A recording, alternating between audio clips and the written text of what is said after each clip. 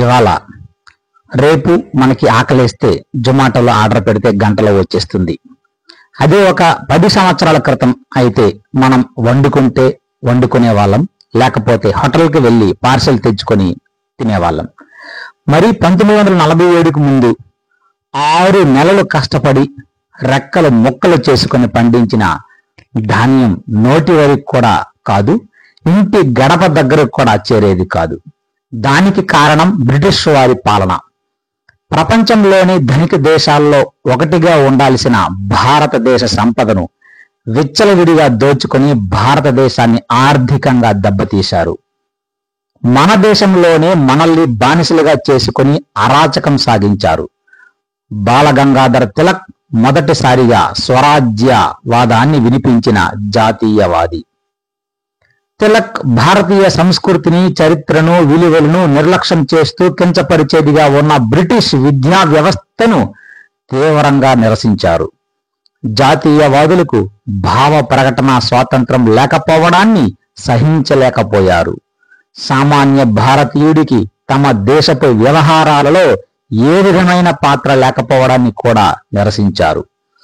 వీటన్నింటినీ అధిగమించడానికి స్వరాజ్యమే సహజమైన ఏకమైన మార్గమని నమ్మారు. స్వరాజ్యం నా జన్మ హక్కు అనే అతని నినాదం భారతీయులందరికీ స్ఫూర్తిదాయకమైంది. బ్రిటిష్ వారిని మన దేశం నుండి తరిమి కొట్టడానికి, భారతదేశానికి స్వాతంత్రం సాధించడానికి మహాత్మా గాంధీ, సుభాష్ చంద్రబోస్, భగత్ సింగ్, జవహర్ లాల్ నెహ్రూ, సర్దార్ వల్లభాయ్ పటేల్ ఒకరి కాదు, ఇద్దరి కాదు, ఇలా ఎంతో మంది సమరయోధులు వారి ప్రాణాలకు సైతం తెగించి పోరాడారు. బ్రిటిష్ వారిని ఎదిరించినందుకు ఎంతో మంది జైళ్లలో మగ్గిపోయారు. చాలా మంది ప్రాణాలు కోల్పోయారు. ఉప్పు సత్యాగ్రహం, విదేశీ వస్త్ర బహిష్కరణ వంటి కార్యక్రమాలతో బ్రిటిష్ వారిని ఎదిరించి పోరాడారు. ఈరోజు మనం అనుభవిస్తున్న ఈ స్వేచ్ఛా స్వాతంత్రం ఆ సమరయోధుల త్యాగ ఫలితమే. మనకి కనీసం పేరు కూడా తెలియని స్వాతంత్ర సమరయోధులు ఇంకా ఎంతో మంది ఉన్నారు.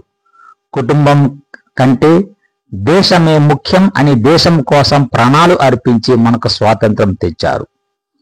బ్రిటిష్ వారు మన దేశం నుండి ఎంతో సంపదను దోచుకొని వెళ్ళినా కూడా మన నాయకులు ఇచ్చిన స్ఫూర్తితో మన దేశం ఎదుగుతూ ఉంది. అయితే స్వాతంత్రం వచ్చి 76 సంవత్సరాలు అవుతున్నా కూడా మనం కొన్ని జాడ్యాలను విడిచిపెట్టలేదు అని ఒప్పుకొని తీరాలి. అభివృద్ధి వైపు పరుగులు పెట్టాల్సిన మనం ఇంకా కులం, మతం, జాతి అన్ని కొట్టుకుంటూ ఉన్నాం. ఎంత అభివృద్ధి జరిగితే అంత అవినీతి కూడా కనిపిస్తూనే ఉంది.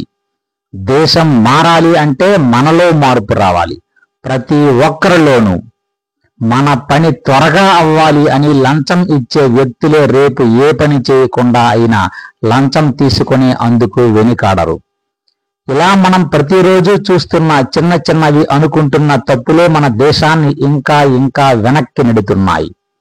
ఒక దేశం అభివృద్ధిలో పాలకులు ఎంత ముఖ్యమో ప్రజలు కూడా అంతే ముఖ్యం. స్వాతంత్రం సాధించడం ఎంత ముఖ్యమో వచ్చిన స్వాతంత్రాన్ని సరిగా ఉపయోగించుకోవడం కూడా అంతే ముఖ్యం కదా.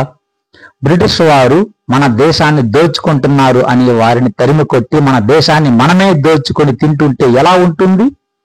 ప్రతి సంవత్సరం భారతదేశంలో చదువుకుని ఉద్యోగాలకు విదేశాలకు వెళ్లే వారి సంఖ్య లక్షల్లో ఉంటుంది. మరి వారి అందరకు మన దేశంలో ఉద్యోగాలు ఎందుకు కల్పించలేకపోతున్నాం? అభివృద్ధిలో దూసుకుపోతున్న దేశాలతో మనం ఎంతవరకు పోటీ పడుతున్నాం అని కూడా మనం ఆలోచించుకోవాలి. అలాగే మన చదువు కోసం ఇన్ని సౌకర్యాలు కల్పిస్తున్న ప్రభుత్వానికి, దేశానికి మనం ఏమి చేయగలుగుతున్నాం అని కూడా మనం ఆలోచించాలి. ఈరోజు మనం ఎగరేసే జాతీయ జెండా ఎగిరేది గాలితో కాదు, మన దేశం కోసం ప్రాణ త్యాగాలు చేసిన ఎంతో మంది అమర వీరుల శ్వాసతో అని మనం గుర్తుపెట్టుకోవాలి. మనం తినే ఒక్కో మెతుకు ఎంతో మంది త్యాగ ఫలితం అని గుర్తుంచుకోవాలి. ఆగస్టు 15కి, జనవరి 26కి వారిని గుర్తు చేసుకోవడం కాదు మనం చేయాల్సిన పని.